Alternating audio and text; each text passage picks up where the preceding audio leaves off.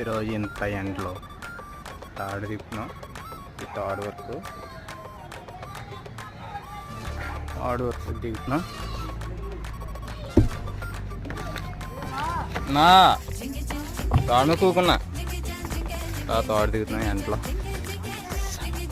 ఎండ ఇంకో తాడు దిగినోడు వీడు.